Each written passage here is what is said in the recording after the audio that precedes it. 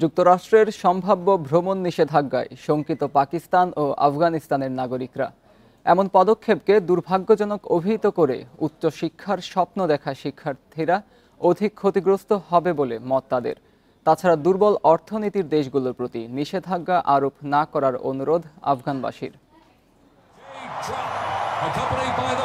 যুক্তরাষ্ট্রে দ্বিতীয় মেয়াদে প্রেসিডেন্ট নির্বাচিত হয়ে জাতীয় নিরাপত্তার উপর গুরুত্ব দেন ডোনাল্ড ট্রাম্প।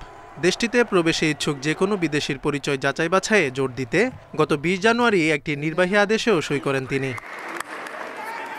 ওই আদেশে মন্ত্রিসভার সদস্যদের ১২ মার্চের মধ্যে যুক্তরাষ্ট্রে ভ্রমণ আংশিক বা সম্পূর্ণরূপে স্থগিত করা উচিত এমন দেশগুলোর তালিকা জমা দিতে বলা হয়েছে। যেসব দেশে নাগরিকদের তথ্য ত্রুটিপূর্ণ উপায়ে যাচাই বাছাই করা হয় সেসব দেশকে এই তালিকায় রাখতে বলা হয়েছে। পাকিস্তান এই তালিকায় থাকছে বলে ধারণা করা হচ্ছে।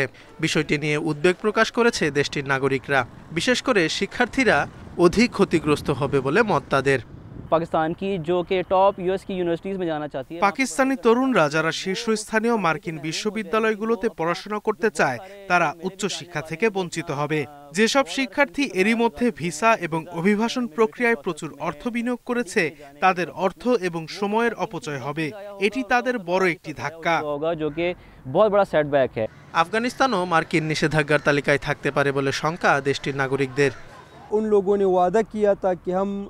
দুর্বল অর্থনীতি বা সহায়তা প্রয়োজন এমন দেশগুলোর উপর যুক্তরাষ্ট্রের নিষেধাজ্ঞা আরোপ করা উচিত নয়। নিষেধাজ্ঞা নয়, আমাদের প্রয়োজন মার্কিন সহায়তা। মার্কিন পররাষ্ট্র, বিচার, জাতীয় নিরাপত্তা ও গোয়েন্দা বিভাগ ভ্রমণ নিষেধাজ্ঞার এই তালিকা তৈরি করছে।